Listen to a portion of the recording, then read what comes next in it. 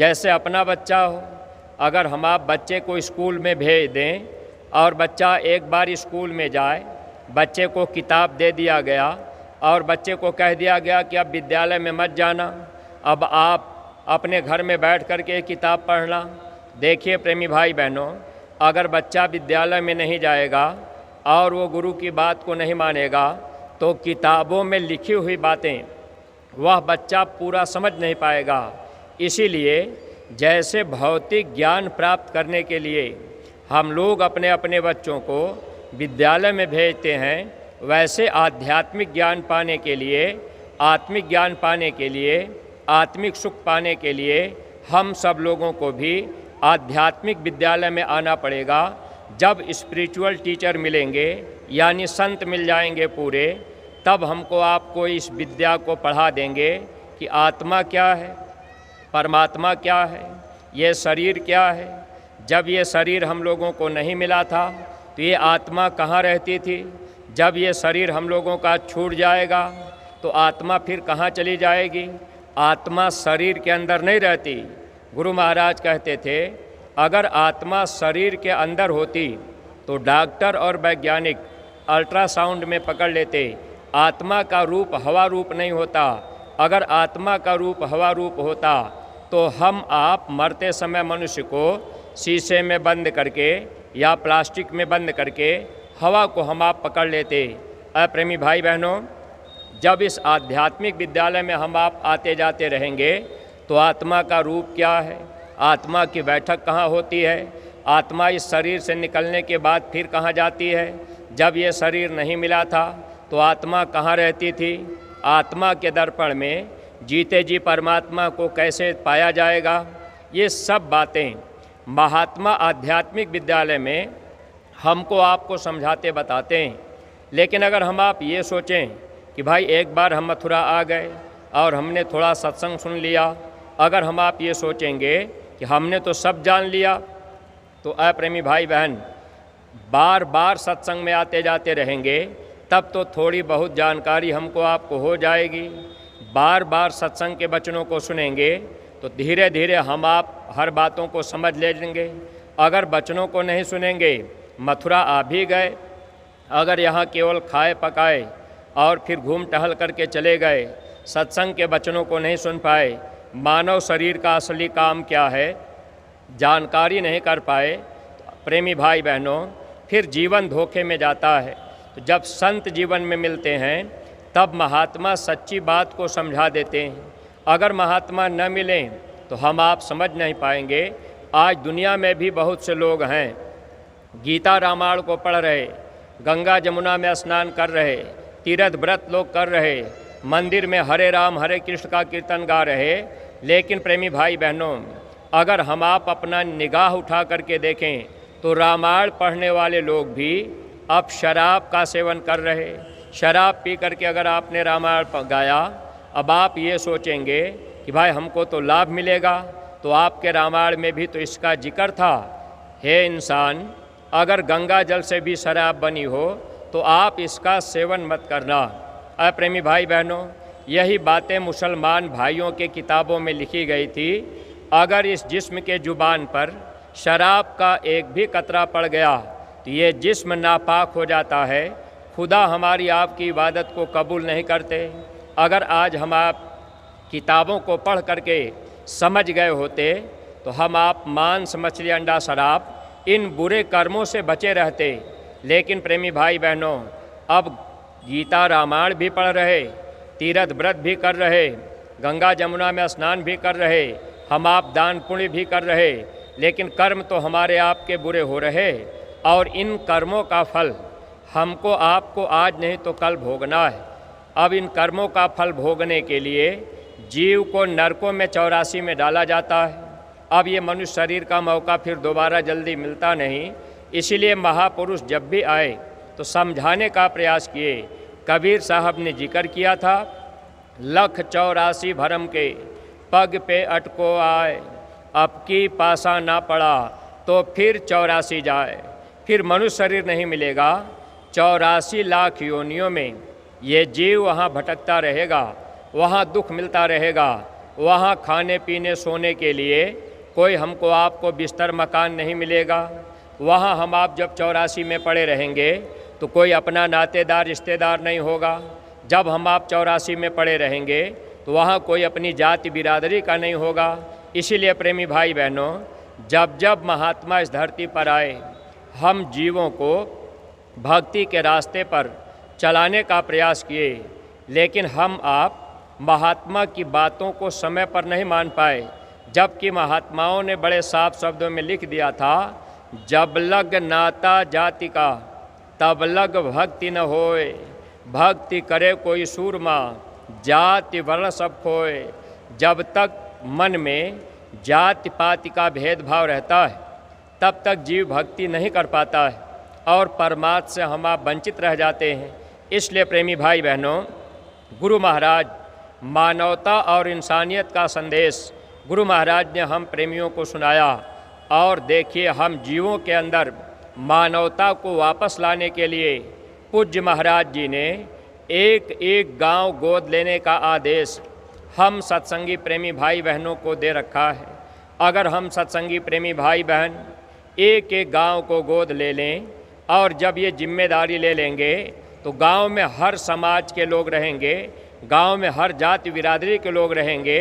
हमको आपको उनके घर जाना पड़ेगा, उनसे जय गुरुदेव कहना पड़ेगा, हाथ जोड़ करके जय गुरुदेव बोलना पड़ेगा, उनको समझाना पड़ेगा कि भाई आपको ये मानव जन्म मिला है, आप इस मानव जीवन को पाकर ये बुरे कर्म को मत कीजिएगा। अगर ये कर्म आप करेंगे तो आपको सज़ा दी जाएगी।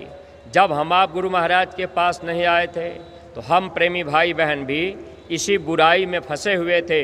शराब भी पी लिए, मांस भी खा लिए, अंडा भी खा लिए, व्यभिचार भी कर लिए, आप झूठ भी बोल दिए। तो ये कर्म तो हम आप संसार में भी करते रहे।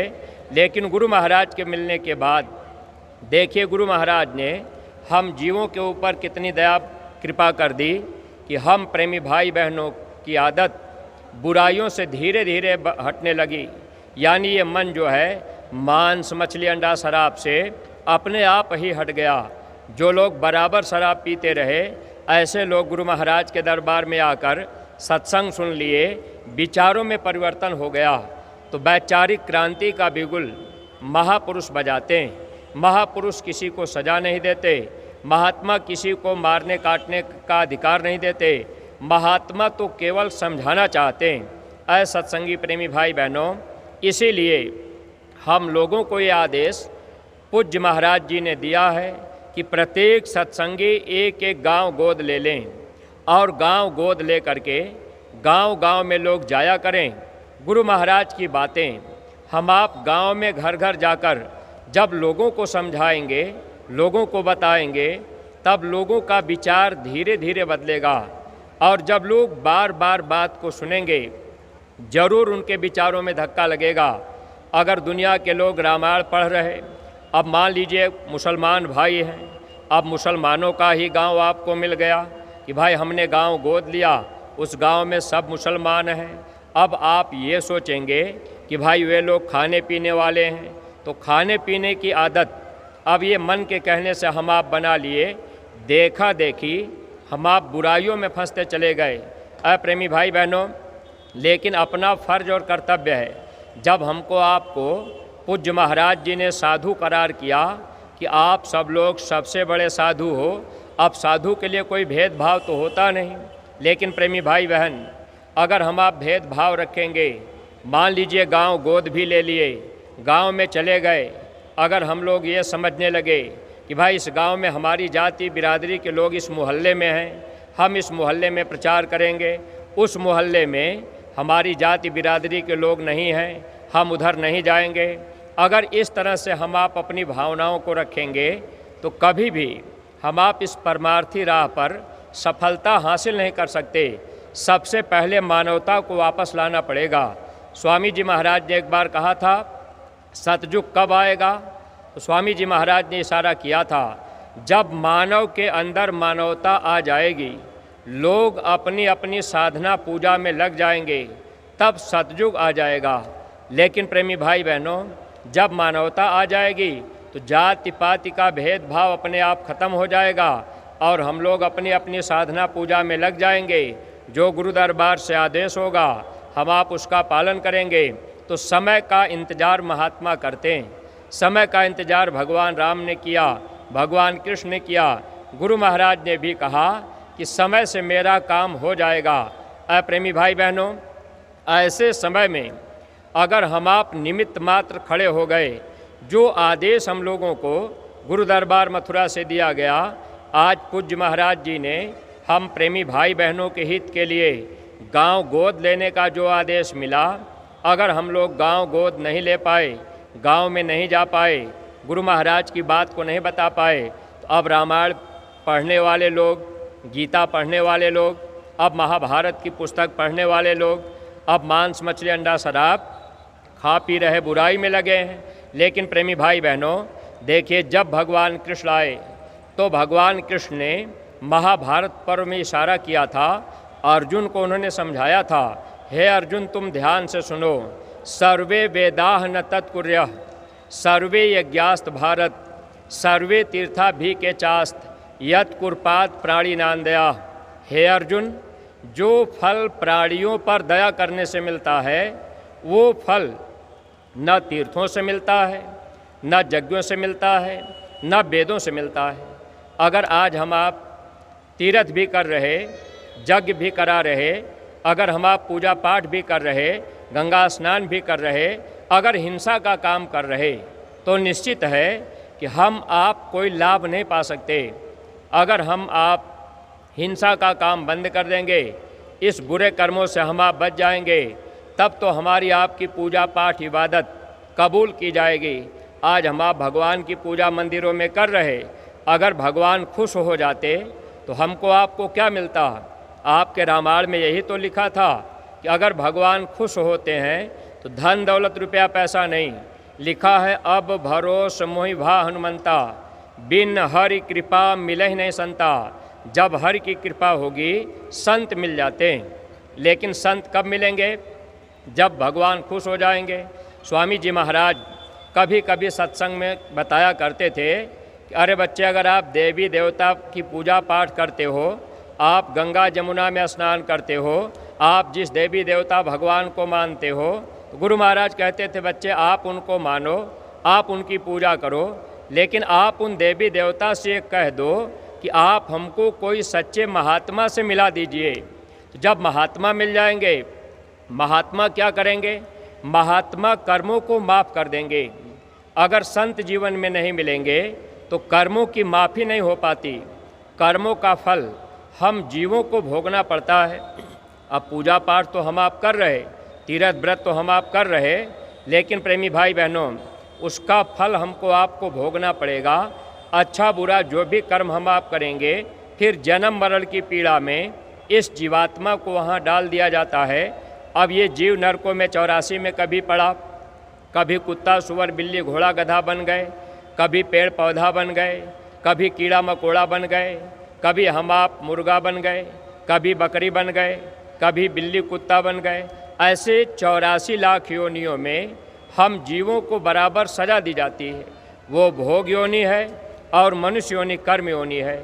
जब महात्मा जीवन में मिलते हैं तो महात्मा सत्संग के द्वारा हम जीवों के विचारों को बदल देते हैं। बुराइयों से महात्मा हम लोगों को बचा लेते हैं। हम लोगों के अंदर वो ताकत नहीं है कि हम आप गीता रामायण को पढ़कर अपने मन को अपने बस में कर लें या हम अपने से इस चीज़ को छोड़ दें। ये तो जब जीवन में गुरु मिल जाते हैं तो गुरु अंदर भी संभाल करते हैं, अंदर से भी विचार को बदल देते हैं। और सत्संग के द्वारा जब ये जानकारी धीरे धीरे हो जाती है कि ये बुरे कर्म हैं, तो इससे हम आप बचने लग जाते हैं। प्रेमी भाई बहनों, तो जब इस धरती पर मोहम्मद साहब आए, उन्होंने अपना पैगाम लिखा था। आज के समय में हम आप बहुत से प्रेमी भाई बहन जो लोग महात्मा के करीब नहीं आ पाए, अब हम आप बुराइयों में क्यों फंसे? बस देखा देखी फंस गए। अब देखने लगे कि भाई फलाने आदमी शराब पी रहे और वो अंडा खा रहे, वो मांस खा रहे, तो हम आप अपने भी खाने लगे, अपने बच्चों को भी खिलाने लगे। लेकिन हम आप विचार नहीं कर पाए। हम लोगों के लिए कुदरत ने इस धरती पर आहार बनाया था, लेकिन प्रेमी भाई बहनों, अब हम आप किसी भी जीव को मार के काट के खाने में लग गए। अब हम आप बुराइयों में फंसते चले जा रहे। कर्मों का बोझा हम लोगों के ऊपर लदता जा रहा और यह कर्म फल हम जीवों को फिर भोगना भी पड़ता है। तो महात्मा तो समझाना चाहते हैं, लेकिन हम आप बातों को नहीं मान पाते। देखिए, मोहम्मद साहब का पैगाम हदीस पुस्तक में लिखा गया था, ऐ इंसान, मैंने तेरे लिए तरह तरह के पेड़ पौधे, ताड़ खजूर, फल फूल, सूखे गीले, मेवा मिश्री, दूध घी पैदा किया। आप इसका सेवन करो। घृणित और बदबूदार मांस का सेवन मत करो। मांस मनुष्य का भोजन नहीं। मनुष्य का भोजन क्या है? अन्न खाए सो मानवा, मांस खाए सो स्वान। अन्न मांस दोनों भखे, सो प्राणी राक्षस जान। मनुष्य का भोजन अनाज, साग सब्जी, फल फूल, दूध घी है, जो कुदरत ने हम लोगों के लिए बनाया है। लेकिन प्रेमी भाई बहनों, अगर हम आप गीता रामायण को पढ़कर, वेदों को, पुराणों को, शास्त्रों को पढ़कर इन बातों को समझ गए होते तो आज इस भारत भूमि पर कोई मांस, मछली, अंडा, शराब खाने पीने वाला न होता। जब इसी धरती पर महात्मा गांधी आए तो उन्होंने इस बात का जिक्र किया कि जब ये हमारा देश आज़ाद होगा तो कोई शराब पीने वाला नहीं होगा। लेकिन जब आज़ादी मिल गई, आज हम आप अपने आप को स्वतंत्र मान लिए। अब हम आप गांव घर में बड़े लोगों का सम्मान छोड़ दिए। अब हम आप अपने मन से हर काम करने लगे, जो भी मन कह दिया उसको करने लगे। अब हम आप ये नहीं समझ पाए कि भाई इस बुरे कर्म का क्या फल होगा, जबकि महात्माओं ने लिखा था, बुरे कर्म का बुरा नतीजा ना मानो तो कर देखो, जिसने जिसने किया है यारों, उसका उसका घर देखो। अगर हम आप इतिहास देखें, रावण विद्वान था, अब वेदों का पंडित था, रावण बलवान भी था, लेकिन प्रेमी भाई बहनों, नुकसान कितना बड़ा हुआ। समय पर भगवान राम की बात न मानने से बहुत बड़ा नुकसान रावण का हुआ। ऐसे ही अगर हम आप ये सोचते रह जाएंगे कि भाई हम तो पढ़े लिखे जानकार हैं, हमको महात्मा की क्या ज़रूरत है, हम तो अपना ये मानव जीवन ऐसे खाते पीते सोते मौज मस्ती लेते बिता देंगे, हमको सत्संग की क्या ज़रूरत है, हम सत्संग में क्यों जाएं, तो नुकसान तो अपना होगा। इसलिए सत्संगी प्रेमी भाई बहनों, हमारा आपका ये सौभाग्य है कि हम लोगों को गुरु महाराज मिल गए और हम लोगों को गुरु महाराज ने दया कृपा करके बुराइयों से गुरु महाराज ने बचा लिया। वैसे हम आप बुराइयों को छोड़ ना पाते, लेकिन दया गुरु महाराज की मिली और इस मनुष्य मंदिर को पाकर अगर हम आप इस मानव शरीर का असली काम करने में लग गए तो लोक भी सुखी रहेगा और परलोक भी सुखी रहेगा। अगर गुरु के काम को हम आप नहीं किए, अगर इस घर गृहस्थी में, दुनिया के काम काज में हम लोगों ने अपना पूरा समय बिता दिया, अगर हम लोग समय निकाल कर एक एक गांव गोद लेकर गांव गांव में जाकर धर्म का संदेश नहीं दे पाए तो कर्म फल तो भोगना होगा। महात्माओं ने इशारा किया था, आगे पीछे अपने करनी का फल भोगे के परी, यानी कर्मों का फल जरूरी नहीं है कि इसी जन्म में कर रहे तो अभी भोगना पड़े। इसीलिए महात्माओं ने कहा, क्रियामान कर्म, संचित कर्म और प्रारब्ध कर्म, ये 3 तरह के कर्म, और इस कर्म को हम आप इस संसार में करते हैं। अच्छा बुरा कर्म करते हैं। कोई आदमी बुरा कर्म कर रहा, कोई आदमी जीव हिंसा रोज कर रहा, बकरे की गर्दन रोज काट रहा, हत्या का काम रोज कर रहा। अब हम आप ये सोच रहे कि ये आदमी रोज़ हत्या करता है, रोज़ डकैती डालता है, फिर भी इसको सज़ा नहीं मिल रही। अप्रेमी भाई बहनों, जो कर्म क्रियामान होता है, रोज़ का जो कर्म होता है, इस कर्म में से कुछ कर्म को संचित करके रख दिया जाता है और उस कर्म को फिर अगले जन्म में भोगना पड़ता है, और उसी में से संचित कर्म में से प्रारब्ध कर्म भी बनता है और वो कर्म हमको आपको भोगना पड़ेगा। तो जो प्रारब्ध का कर्म होता है वह कर्म सबको भोगना होगा। अगर गुरु भी जीवन में मिल जाएंगे तो प्रारब्ध को महात्मा भी नहीं छेड़ते, क्योंकि प्रारब्ध पर ये शरीर टिका होता है।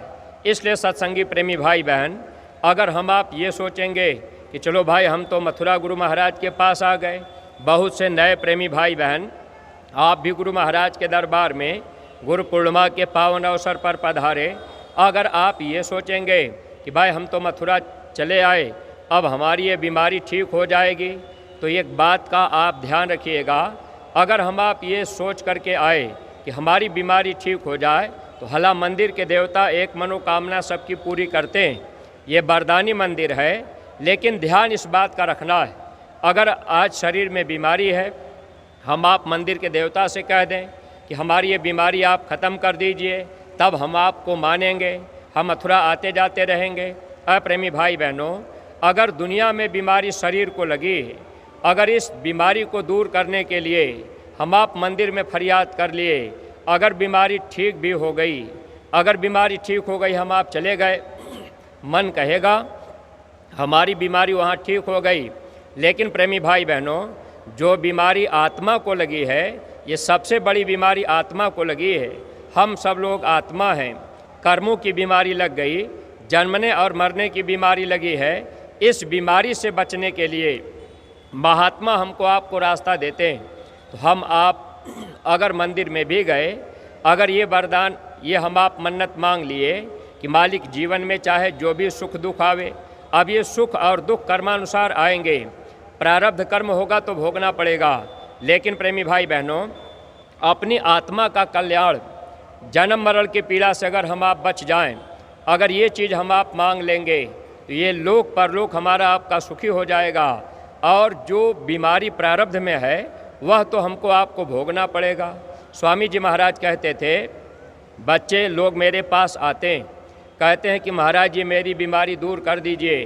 गुरु महाराज ने कहा, अगर मैं एक बार में आपकी बीमारी दूर कर दूंगा, तो दोबारा मेरे पास कोई लौट के नहीं आएगा। स्वामी जी महाराज ने कहा, है बच्चा, जब तुम आते जाते रहोगे, तो 4 आना बीमारियों में लाभ आपको मिलता रहेगा, आना जाना होता रहेगा, 4 आना बीमारी में लाभ मिलता रहेगा। इसीलिए साल में 4 कार्यक्रम मथुरा गुरु दरबार में, साल में 4 कार्यक्रम बराबर हुआ करते हैं। केवल आना जाना हम आप करेंगे, थोड़ा बहुत सत्संग सुन लिए, थोड़ी बहुत सेवा कर लिए, और रास्ता मिल गया भजन करने का, सुमिरन ध्यान भजन करने लगे। प्रेमी भाई बहनों, धीरे धीरे महात्मा शारीरिक तकलीफ़ों को भी दूर करेंगे, और जो बीमारी आत्मा को लगी है, महात्मा उस बीमारी को भी ख़त्म कर देंगे। यानी जन्म मरण की पीड़ा से महात्मा हम जीवों को बचा लेंगे। मान लीजिए मन में भाव आ गया, नए प्रेमी भाई बहन अगर आप सत्संग में आए, अब मान लीजिए आप किसी देवी देवता की पूजा पाठ कर रहे, अब आप सोचेंगे कि भाई हम तो देवी देवता की पूजा पाठ कर रहे, तो आखिर फिर हम सुमिरन ध्यान भजन क्यों करें।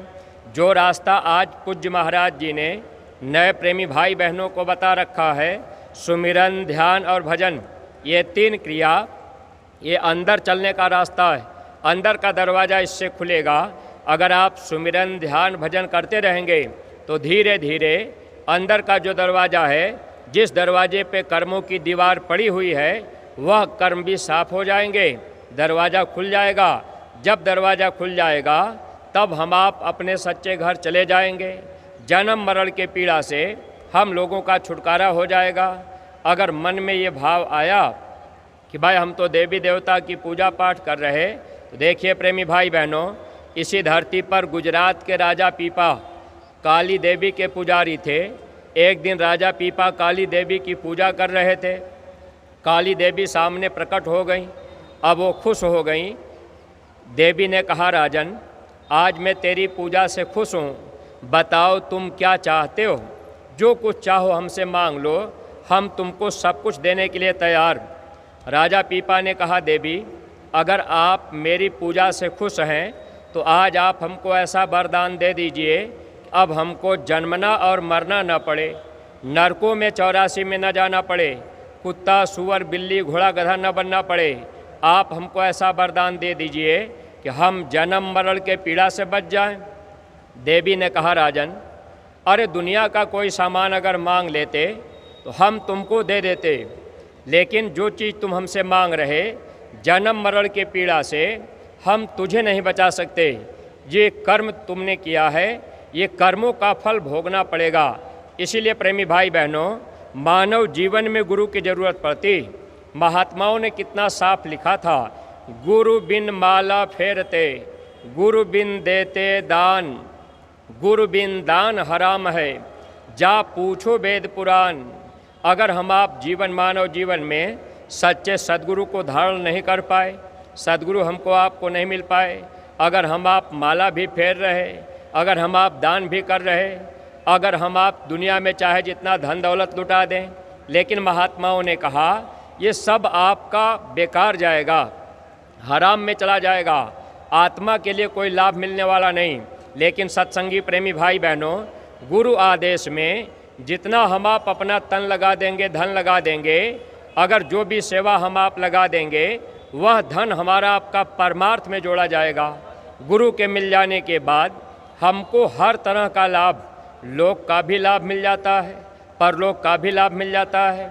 लेकिन प्रेमी भाई बहनों, अब हमको आपको ये ध्यान रखना पड़ेगा कि हम भक्ति के राह पर चल पड़ें। जब भक्ति के राह पर चलेंगे तब तो हम आप जन्म मरण की पीड़ा से बच जाएंगे, क्योंकि महात्मा गुनाहों को माफ़ करने के लिए, कर्मों को साफ करने के लिए हम जीवों से तन की सेवा करा देते हैं, हम जीवों से धन की सेवा कराते हैं। तो जैसे हम आप तन और धन से सेवा करते रहेंगे, तब तो धीरे धीरे महात्मा हम जीवों के गुनाहों को माफ़ कर देंगे। इसीलिए बातें महात्माओं ने लिख दिया था, कामिल मुर्शिद के चरणों में सिजदा करो, माफ़ी तेरे गुनाहों की हो जाएगी।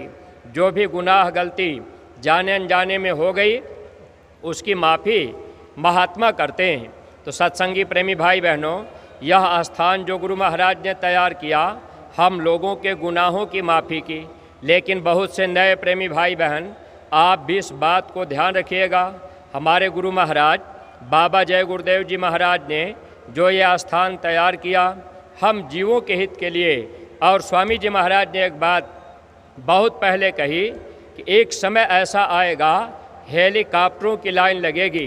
अभी आपने सत्संग कहाँ सुना, स्वामी जी महाराज ने ये कहा एक समय ऐसा आएगा सत्संग सुनते सुनते ये रूहें आसमानी सैर करने लगेंगी। लेकिन प्रेमी भाई बहनों, जब हम आप इस बात को जानते हैं कि हेलीकॉप्टरों की लाइन लगेगी और गुरु महाराज के वचन हैं विश्व को शांति यही से मिलेगी, अब हम आप अगर अपना गुरु दरबार छोड़कर, मथुरा और खितौरा छोड़कर अगर कहीं हम आप भटक गए, किसी के कहने में हम आप आ गए, कोई हमको आपको भटका दिया कि भाई अब मथुरा जाने की ज़रूरत नहीं है, अब तो चलिए वहाँ चलते हैं। देखिए सत्संगी प्रेमी भाई बहनों, सन 84 में बम्बई में स्वामी जी महाराज ने कहा था कि अय बच्चा, आगे चलकर बहुत से बाबा जय गुरुदेव बन जाएंगे, लोग जगह जगह नकल करके बैठ जाएंगे, प्रेमियों को भ्रमित कर देंगे। आगाह कर देना मेरा काम है, ताकि आप ये न कह सको कि ये बात हमको मालूम नहीं था। इसीलिए स्वामी जी महाराज शरीर छोड़ने के पहले हम सत्संगी प्रेमी भाई बहनों को ये जैकेट गुरु महाराज ने पहनाई और जैकेट पर गुरु महाराज ने लिखवाया, बाबा जय गुरुदेव की प्रार्थना, आप शाकाहारी हो जाएं, किसी जीव जंतु या मनुष्य को मारे नहीं, बाबा जय गुरुदेव आश्रम मथुरा। अगर गुरु महाराज को मथुरा छोड़कर कहीं और जाना होता तो इस जैकेट पर मथुरा आश्रम न लिखवाते। लेकिन सत्संगी प्रेमी भाई बहनों, ये विचार करने योग्य बात है। महात्मा कभी झूठ नहीं बोलते, संत वचन पलटे नहीं, पलट जाए ब्रह्मांड। महात्मा की कोई बाणी कभी मिथ्या नहीं जाती। जैकेट गुरु महाराज ने इसीलिए पहनाया कि जब ये हमारे बच्चे जैकेट पहनकर और एक एक गांव गोद ले लेंगे। गांव गोद लेने की जिम्मेदारी क्यों दी जा रही है प्रेमी भाई बहनों? ताकि आगे आने वाले समय में जब परिवर्तन इस धरती पर होगा तो परिवर्तन के समय हम आप अगर एक एक गांव गोद लिए रहेंगे, गांव गांव में हम आप प्रचार करते रहेंगे, तो वक्त तो बदलेगा, परिवर्तन तो होगा। स्वामी जी महाराज ने कहा, बच्चा परिवर्तन ऐसा होगा वो आपके दिल दिमाग में नहीं है। आप रात में सोए रहोगे, आप सुबह जगोगे तो लाश पे लाश दिखाई देगी, उठाने वाले लोग नहीं मिलेंगे। इसलिए सत्संगी प्रेमी भाई बहनों, स्वामी जी महाराज के वचन हैं, गुरु महाराज ने कहा है परिवर्तन गांव से होगा, परिवर्तन गरीबों से होगा, परिवर्तन झोपड़ियों से होगा। इसलिए सत्संगी प्रेमी भाई बहन, हम आप इस भक्ति के राह पर आकर गुरु को पाने के बाद कभी अपने अंदर ये ख्वाहिश न उठावें कि हमारे पास धन दौलत हो जाए, अच्छा मकान बन जाए, हम गरीब हैं तो अमीर बन जाएं। अरे जब गुरु महाराज ने नाम की दौलत दे दी तो फिर हम आप गरीब कहाँ रह गए। ये आत्मा का धन है। अरे दुनिया का धन, शरीर का धन आज नहीं तो कल छूटेगा। एक बार एक प्रेमी गुरु महाराज के दरबार यही मथुरा में आए थे, सेवा चल रही थी। वो प्रेमी गाजीपुर के थे और वो प्रेमी स्वामी जी महाराज से कहने लगे कि हुजूर हमारे 2 बच्चे हैं, हम बड़े गरीब हैं, आपकी दया हो जाए। स्वामी जी महाराज बड़े कड़े शब्द में बोले, क्या कहा तूने, तुम गरीब हो। गुरु महाराज ने कहा, मेरी ये बात गांठ बांध लो, आज से बात कभी मत कहना। अरे मैंने इतनी बड़ी दौलत दे दी और तुम अपने को गरीब कह रहे। प्रेमी भाई बहनों, जो आज पूज्य महाराज जी ने नए प्रेमी भाई बहनों को नाम की दौलत दी है, और गुरु महाराज ने कहा भी था कि बच्चे, मैंने इस धरती पर जय गुरुदेव नाम की जहाज लगा दी है। अगर इस जहाज पर सारी दुनिया बैठ जाएगी तब भी ये जहाज खाली जाएगी।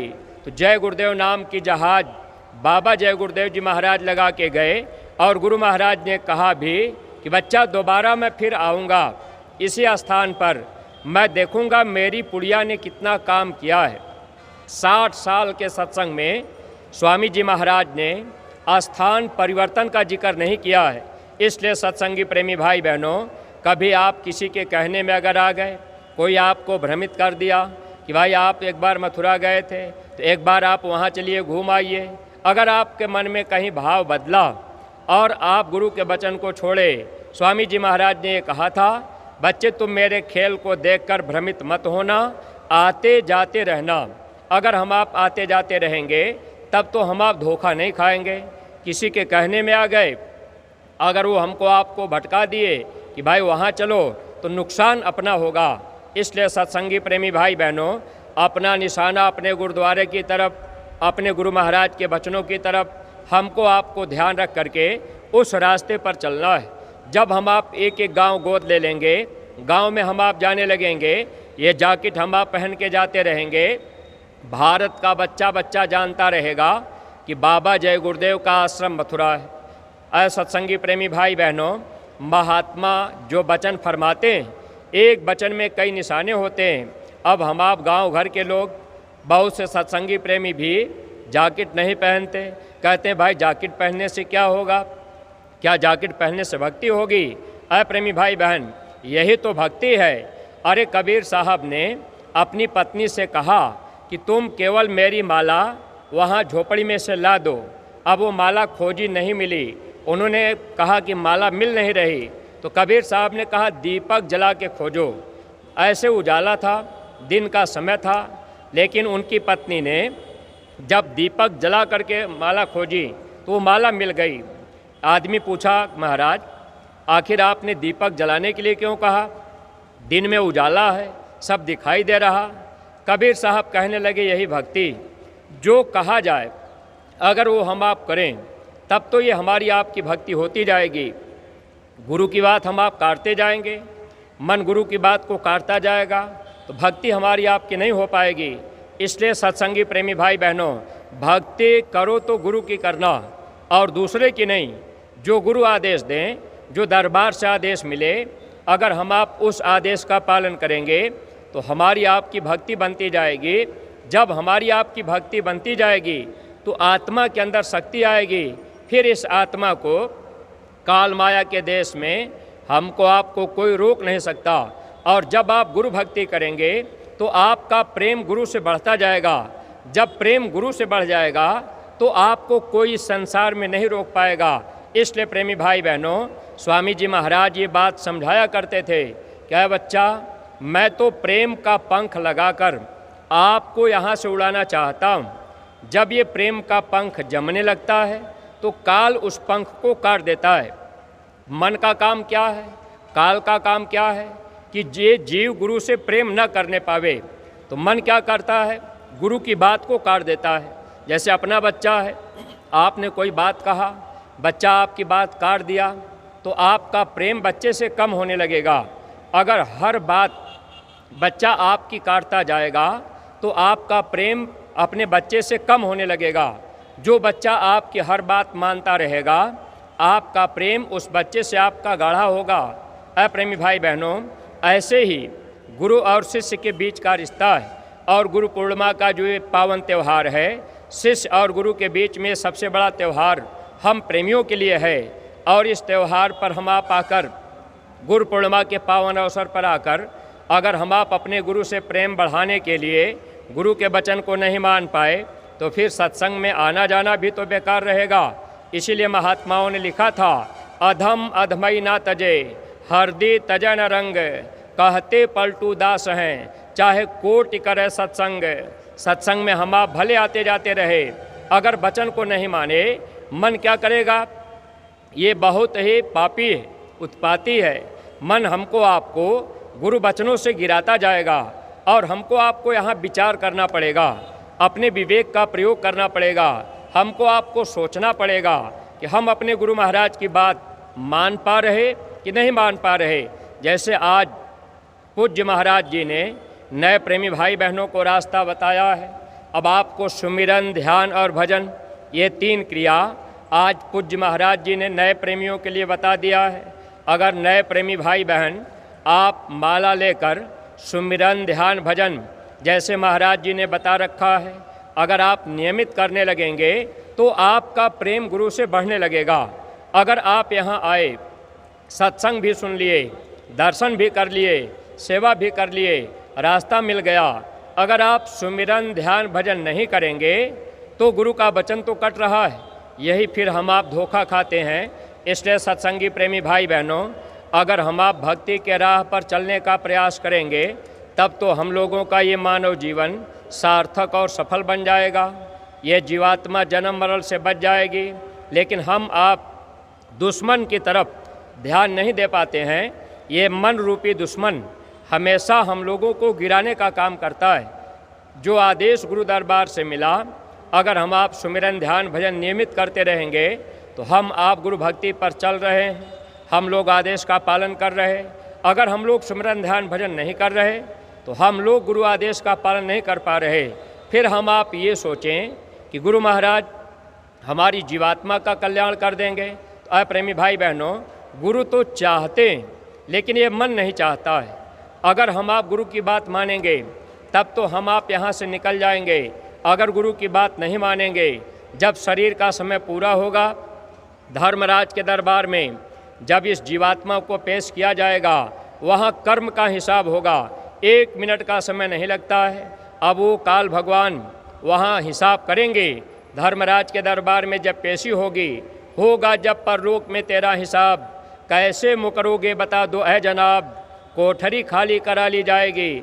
ये शरीर यही पड़ा है। नातेदार, रिश्तेदार, सगे संबंधी, अब जाति बिरादरी के लोग, मोहल्ले के लोग मिल कर के अब वो रोएंगे, चिल्लाएंगे और उठा करके ले जाएंगे। अब वहाँ जला देंगे। 5 तत्व 5 में विलीन हो जाएगा। शरीर का इतिहास खत्म हो गया। धीरे धीरे 10, 12, 13 दिन तक लोग धीरे धीरे याद करेंगे और तेरही मनाने के बाद फिर हमको आपको कौन याद करता है? अब शरीर तो लोगों ने जला दिया। आत्मा अजर अमर अविनाशी है। आत्मा धर्मराज के दरबार में जाएगी। 1 मिनट के अंदर वह मालिक हिसाब करेगा। वहाँ भी 2 गवाह गवाही करते हैं। जैसे इस कचहरी में गवाह की ज़रूरत पड़ती है, धर्मराज की कचहरी में भी वहाँ 2 गवाह की ज़रूरत पड़ेगी। लेकिन वहाँ गवाही कौन करेगा? तो स्वामी जी महाराज बताया करते थे, 2 दूत हर इंसान के साथ लग जाते हैं। जब बच्चा 5 साल का हो जाता है, 5 साल के बाद दोनों दूत बैठ जाते हैं। एक दूत का काम है अच्छा बुरा जो भी हम आप कर रहे वो सब लिखता जाएगा। दूसरा दूत क्या करेगा? वो कैमरा चला करके अब फ़ोटो खींचता रहेगा। वो कुदरती कैमरा कभी ख़राब नहीं होता। ये बात मुसलमान भाइयों के किताबों में भी लिखी गई थी। इस जिस्म के कंधे पर 2 फरिश्ते बैठ करके नेक और बद कर्मों को लिखते रहते हैं। अब हम आप जो कर्म करेंगे लिखा रहेगा और फ़ोटो खींचा रहेगा। अब रील चला करके वहाँ वो गवाही करके बता देंगे इसने अपने जीवन में ये बुरा कर्म किया है। गुरु हमको आपको बचाना चाहेंगे। धर्मराज की कचहरी में आत्मा की तरफ से गुरु हमारी आपके वकील बन जाते हैं। और प्रेमी भाई बहन, जैसे इस कचहरी में कोई मुकदमा आपका हो गया, तो आपको एक वकील करना पड़ेगा जो आपके पक्ष की बात करे, और दूसरा वकील विपक्ष में होगा। ऐसे धर्मराज के दरबार में जब इस जीवात्मा को पेश किया जाएगा तो वहाँ गुरु हमारी आपके पक्ष में वकील रहते हैं और ये कहते हैं, ये जीव मेरी बात माना है, इसने सेवा किया है, इसने भजन किया है, इसने प्रचार किया है, इसने गांव गोद लिया है, इसने मेरी बात को माना है। लेकिन है प्रेमी भाई बहन, अगर हम आप बात नहीं माने तो इधर मन क्या करेगा? ये विपक्ष का वकील बनेगा। अब ये मन कहेगा कि नहीं, इसने बात को नहीं माना है। अब वो कहेगा कि इन्होंने गांव गोद नहीं लिया, आपने आदेश किया था, इन्होंने आपकी बात नहीं मानी, आपने सुमिरन ध्यान भजन के लिए कहा था लेकिन इन्होंने आपकी बात नहीं मानी है, हम इनको सजा देंगे। वहाँ जैसे इस कचहरी में बहस होती है, ऐसे धर्मराज की कचहरी में गुरु महाराज बताया करते थे, धर्मराज की कचहरी में जीव को पार जाने से रोकने के लिए बहस होती, और वो काल इतना बहस करता है, जल्दी जीव को छोड़ना नहीं चाहता। देखिए सत्संगी प्रेमी भाई बहनों, अब हम आप प्रार्थना तो गा रहे कि भक्ति करते छूटे मेरे प्राण, गुरु जी यही मांगू सदा, लेकिन हम आप विचार करें, क्या हम आप भक्ति कर पा रहे? पहला आदेश सुमिरन ध्यान भजन, अगर हम आप इस आदेश को नहीं मान रहे तो यहाँ हम आप भक्ति से गिर रहे। और दूसरा आदेश गांव गोद लेने का हुआ, अगर गांव गोद लेकर के हम आप प्रचार नहीं करने जा रहे तो प्रेमी भाई बहन, यहाँ भी हम आप भक्ति के राह से गिर रहे। अब आप ऐसे चाहे जितना प्रचार कर दीजिए, लेकिन जो आदेश होता है उसका पालन करना जरूरी होता है। गांव गोद लेकर के हम आप प्रचार करेंगे तो हमको आपको लाभ मिलेगा। अगर हम आप गांव गोद नहीं लेंगे, अगर हम आप ये सोचेंगे अरे भाई हम तो ऐसे प्रचार कर रहे, तो यहाँ हम आप गुरु की बात को काटते हैं, और ये मन का काम है गुरु की बात काटना। इसलिए प्रेमी भाई बहन, स्वामी जी महाराज कहते थे, संत बचन जो सच्चा माने, मम बानी को सो सच जाने। जो गुरु की बात सही सही मानता है, ऐसे ही जीव बच पाते हैं। बाकी जीवों को काल खींच के ले जाता है और वो सजा देता है। इसलिए हम आप वचन को तो पकड़ें। देखिए पूज्य महाराज जी ने हम प्रेमियों के लिए आदेश किया था कि प्रत्येक सत्संगी प्रेमी भाई बहन अपने अपने घरों में एक गुल्लक रखें, और गुल्लक में 1 रुपया हर प्रेमी रोज़ रोज़ डालते जाएं। ऐसा आदेश हम लोगों को गुरु दरबार से मिला था। लेकिन प्रेमी भाई बहन, अब इसमें कोई रुपए पैसे की बात नहीं है कि भाई रुपया देंगे रहे हम। महात्मा रुपए पैसे से भक्ति करके जीव को पार नहीं करते। स्वामी जी महाराज कहते थे, अगर रुपए पैसे से भक्ति होती तो बड़े बड़े करोड़पति बोरा में रुपया लेकर के आ जाते। कहते महाराज आप हमसे 1 बोरा रुपया ले लीजिए और मेरी भक्ति बन जाए, मुक्ति मिल जाए। प्रेमी भाई बहनों, भक्ति केवल आदेश का पालन, महात्मा जो कहें जितना कहें उतना ही हम आप करें, लाभ मिलेगा। आदेश हुआ कि 1 रुपया रोज़ डालना, अगर आप 2 रुपया रोज़ डाल रहे तो आप गुरु के वचन से गिर रहे। तो मन का काम है बात काट देना, और इसी चीज़ पर हम आप अगर संभल गए तब तो हम आप लाभ पा लेंगे। स्वामी जी महाराज सत्संग में कभी कभी सुनाया करते थे कि जब महात्मा सत्संग जारी करते हैं तो काल भी अपने जीवों को भेज देता है। काल के भी जीव संगत में आकर वो भी नामदान लेते हैं, वो भी सेवा करते हैं, लेकिन वो गुरु वचन से गिराते रहते हैं। वो आपको भी गिराएंगे, अपने भी गुरु वचन से गिरते रहेंगे। इसलिए सत्संगी प्रेमी भाई बहन, हमको आपको होशियारी रखनी पड़ेगी कि भाई मान लीजिए कोई पुराना सत्संगी है, अब वो आप नए सत्संगी बने, नामदान लिए, अगर वो आपसे कहें कि अरे भाई 1 रुपया गुल्लक में रोज़ डालने की क्या ज़रूरत है, प्रेमी भाई बहन, हम आप यहाँ पर धोखा खाएंगे। देखिए रुष जो आदेश देते हैं उसी आदेश में हमारा आपका हित छिपा रहता है।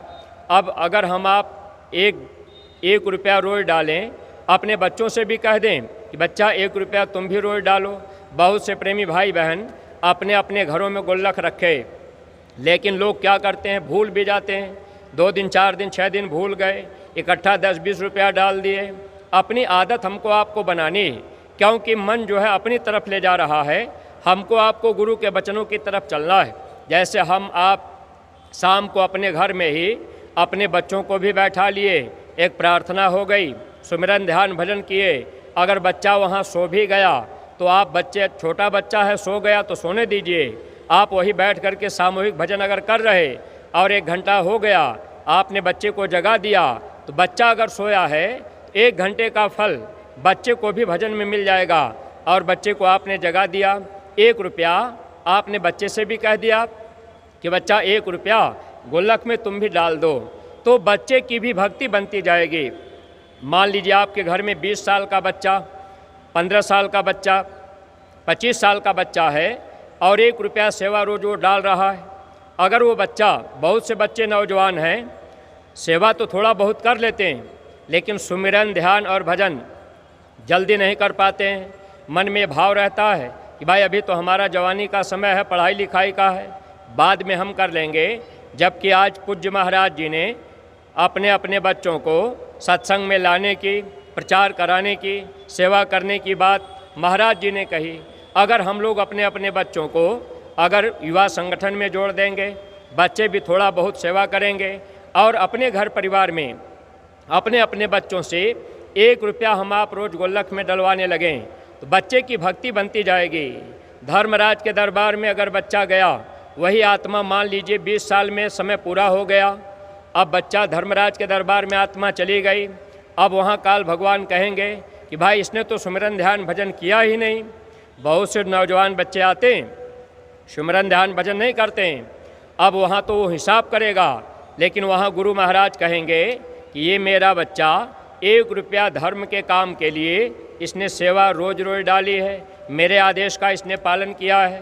अप्रेमी भाई बहन, महात्मा कब किस आदेश से, इसीलिए बार बार सेवा का आदेश होता रहता है और हम लोग इस बात से घबराने भी लगते हैं कि भाई ऐसा क्यों होता है। अप्रेमी भाई बहन, कब समय पूरा हो जाए, कौन सा वचन हम आप समय पर मान लिए हैं और वो वचन अगर हम आप माने हैं तो उस समय तत्काल महात्मा हमको आपको बचा लेते हैं। इसीलिए भक्ति में हमेशा इस बात का ध्यान रखना चाहिए, जो भी आदेश गुरु दरबार से मिले, चाहे जैसा भी आदेश मिले सेवा का, अगर हम आप उसका पालन कर लेते हैं तो हमारी आपकी भक्ति उस समय बनती है। और मान लीजिए आदेश हुआ, हम आप वो सेवा कर दिए, अब उसी समय पूरा हो गया, जीवात्मा शरीर से निकल गई, तो गुरु को बताने का मौका होगा ये मेरा बच्चा मेरी बात को माना है। इसलिए सत्संगी प्रेमी भाई बहन, हमको आपको इन बातों का ध्यान तो रखना पड़ेगा। तो हर सत्संगी प्रेमी भाई बहन अपने अपने घरों में गुल्लक रखिएगा, 1-1 रुपया आप डालते जाइए और आप ये कोशिश कीजिए कि आप वो गुल्लक सिक्का सहित ऐसे लिया करके झोली में डाल देते हैं। आपको थोड़ा इन बातों का ध्यान रखना चाहिए। अब आपको ये बात नहीं कही जा रही कि वही आप सिक्का लिया करके यहाँ दीजिए, आप सिक्का महीना भर बीत जाए, आप निकाल करके उसमें नोट रख दीजिए।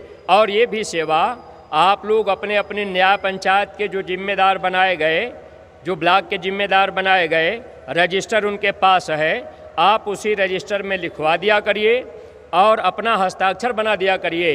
यह आदेश आपको गुरु दरबार मथुरा से मिला है, तो आप इसका पूरा पालन कीजिए।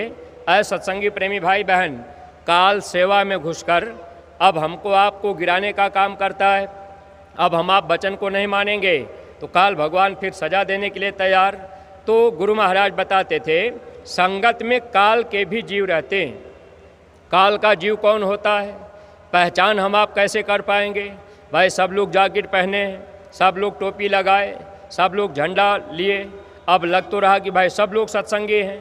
तो काल के जीव की एक पहचान कबीर साहब ने लिखी है और उससे हमको आपको अपने को परखना है, अपने को तौलना है कि कहीं हम भी काल के जीव तो नहीं हैं।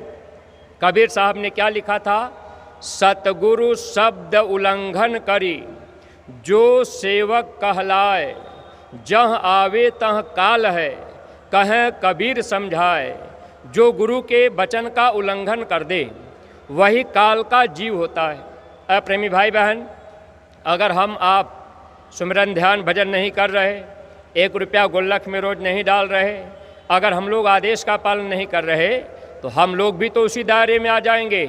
इसलिए भक्ति के राह पर स्वामी जी महाराज कहते थे कि बच्चे तुम हमको देखो और अपने को देखो, यानी गुरु को देखना है और अपने को देखना है।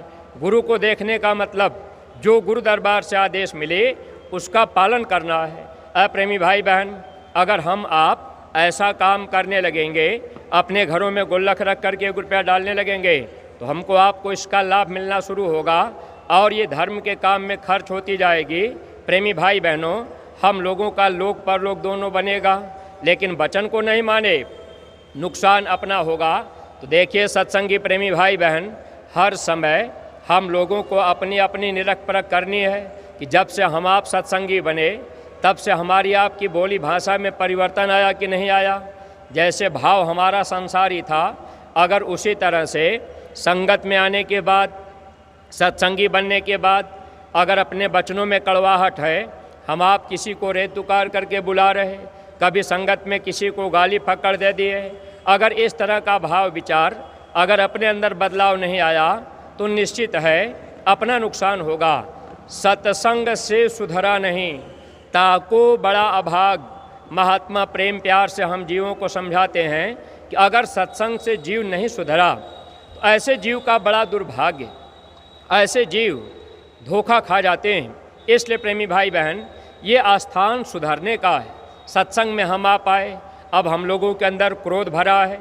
मान लीजिए कोई आदमी कुछ कह दिया, अब कोई सेवादार अगर जिम्मेदार को कुछ कह दिया या कोई आपसे हिसाब किताब पूछ लिया कि भाई कितनी सेवा आई, कितनी खर्च हुई, अब आपको लग गया कि हम जिम्मेदार हैं। अगर आपके अंदर क्रोध आ गया तो यहाँ हम आप भक्ति के राह पर गिरते जाते हैं। और सत्संगी प्रेमी भाई बहन, यह रास्ता दीनता का है, छोटा बनने का है।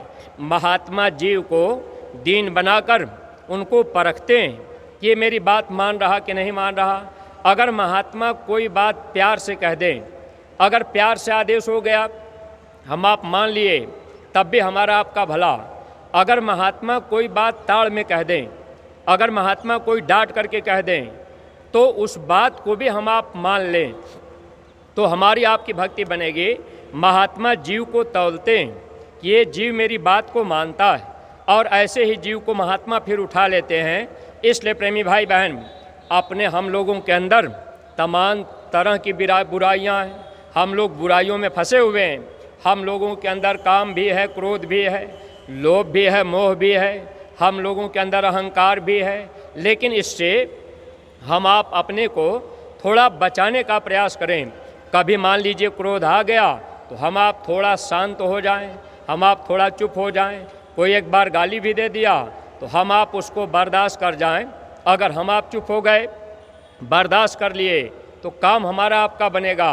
अगर मान लीजिए कोई एक गाली दिया और आपने उलट दिया, आपने उसको 2 गाली दे दिया कि भाई हम तो तुमसे कम नहीं हैं, अब आपने भी उसको गाली दिया। अप्रेमी भाई बहनों, आवत गाली एक है, उलटत होय अनेक, कहें कबीर मत उल्टिए, वाही एक की एक। अगर कोई एक गाली दे दिया और आपने बर्दाश्त कर लिया तो एक ही गाली रह जाएगी। अगर आपने उलट के गाली दे दिया तो उलटत होय अनेक, आपने भी उसको गाली दिया, उसने भी आपको दिया। अब फिर इसी में न जाने कितनी गालियाँ और न जाने कैसे कैसे कर्म बन जाए। तो इस तरह से हमको आपको महात्मा ये समझाने का प्रयास करते हैं। लेकिन प्रेमी भाई बहन, हम आप जानते हैं कि दीनता सद्गुरु को प्यारी होती है। अगर हम आप दीन बन गए, छोटा बन गए, एक नहीं मान रहा, एक चुप हो जाए, तब भी हमारा आपका काम बन सकता है। महात्मा सब जानते रहते हैं, महात्मा सब देखते रहते हैं। अब ये बात नहीं कि नहीं पता है, महापुरुष सब जानते हैं। पूज्य महाराज जी को हर संगत की हर खबर, हर बातों की जानकारी, हम आप कौन कौन बुरा कर्म कर रहे, ऐसे महापुरुष हमको आपको जानते हैं। लेकिन जब हम आप बुरे भी कर्म करते हैं तो महात्मा बेशर्मी का जामा पहने रहते हैं, अपना मुंह फेर लेते हैं, गुरु अंग संग हमेशा रहते हैं। लेकिन सत्संगी प्रेमी भाई बहनों, हम आप इस बात को ध्यान रखें, अगर सद्गुरु को दीनता प्यारी है तो हम दीन बन जाएं, हम छोटा बन जाएं। अगर एक नहीं मान रहा, अगर एक कुछ और कह रहा, हम आप उसको अच्छी बात बता रहे, उसके बाद भी वो न माने, लेकिन ये बात ध्यान रखना है कि सच्ची बात कहना ज़रूरी है। अगर सही बात को हम आप चुप रह जाएंगे, नहीं बोलेंगे, तो इसका भी हमको आपको कर्म भोगना पड़ेगा। इसलिए कहीं अगर ऐसा दिख रहा हो, कोई गुरु भाई है वो गुरु बचनों के बगल जा रहा है, अगर आपने कह दिया तो आपको कह देना ज़रूरी है। मान लीजिए कहीं सत्संग हुआ, आदेश है कि भाई ये आरती की सेवा रजिस्टर में लिखकर ये मथुरा गुरु दरबार में आवे। अगर कोई सत्संगी कह दिया और जिम्मेदार को बुरा लग गया कि भाई तुमसे क्या मतलब, सत्संग हुआ, ये सेवा हम कहीं भी लिखेंगे नहीं लिखेंगे, तो अब उस समय सत्संगी को एक बार ठेस तो लगता है। तो आपका काम कहना है, जो गुरु दरबार से आदेश मिले सच्ची बात को आपको कहना है। अगला माने ना माने, परिणाम निकले न निकले, अब इस पे हमको आपको अपना ध्यान नहीं ले जाना है। मान लीजिए कोई गलती किया, अगर हम आप सोच रहे कि गलती करने वाले को सज़ा दे दी जाए, तो अगर हम आप सोच रहे कि अगला आदमी गलती किया और उसको सज़ा दे दी जाए, तो इसका मतलब कि हम लोगों के अंदर दयाल अंग नहीं आ रहा, काल अंग हावी है। दोनों तरह के अंग हम लोगों के अंदर होते हैं, लेकिन प्रेमी भाई बहन, काल की प्रवृत्ति हावी है, काल अंग हावी है, तो हम आप सज़ा देने चाहते हैं। लेकिन प्रेमी भाई बहन, अगर हम आप क्रोध को शांत कर लिए और हम आप क्षमा कर दिए, तो हम आप अगर अपने को छोटा बन गए, दीन बन गए, या अपनी हार मान लिए कि चलो भाई उसकी वाली रहे, हम हार मान लेते हैं, हम चुप हो जाते हैं, तो जानते हैं ऐसे जीवों को महात्मा कैसी उपाधि देते हैं। महात्माओं ने लिखा है, गाली से सब उपजे, कलह कष्ट और मीच, हार चले सो संत है, लाग मरे सो नीच। गाली से सब तकलीफ़ें पैदा होती हैं और विद्रोह पैदा होता है, क्रोध पैदा होता है। प्रेमी भाई बहन, अगर आपने अपनी हार मान ली, हार चले सो संत है, अगर आप चुप हो गए, बर्दाश्त कर लिए, आपकी वाली नहीं हुई, आप सही भी कह रहे फिर भी आप वाली नहीं हो पाई, तो आपको महात्मा कह रहे कि जो हार जाता है, हार चले सो संत है, लाग मरे सो नीच। अगर हम आप पीछे लग गए कि भाई इसने ऐसा कह दिया, हम इसका बदला लेंगे, प्रेमी भाई बहन, यही परमार्थ के राह पर हम जीवों के लिए नुकसानदायक होता है। इसलिए सत्संगी प्रेमी भाई बहनों, हम आप हमेशा अपनी तरफ ध्यान रखें, अपने को देखें और गुरु के वचनों से अपने को मिलान करें। और सत्संगी प्रेमी भाई बहनों, इस समय हमारा आपका फर्ज और कर्तव्य है, ऐसे परिश्रम गर्मी में महाराज जी कर रहे। अभी देखिए महाराज जी इतनी भीषण गर्मी में अभी गोरखपुर का पूरा कार्यक्रम किए, काफिले का समापन सीतापुर में हुआ, और प्रेमी भाई बहन और इतनी बड़ी भीड़ वहाँ उपस्थित हुई। इस तरह से महाराज जी तो निरंतर अपने काम में लगे। अभी महाराज जी, आज महाराज जी इस बात को बताए भी कि फिर 9 तारीख को, 9 जुलाई को महाराज जी निकल जाएंगे राजस्थान की धरती पर, जिला भीलवाड़ा में। राजस्थान के प्रेमियों का ये बहुत बड़ा सौभाग्य है, आपको भी सेवा का मौका मिला है, तो आप लोग अपना तन मन धन गुरु सेवा में लगाइएगा।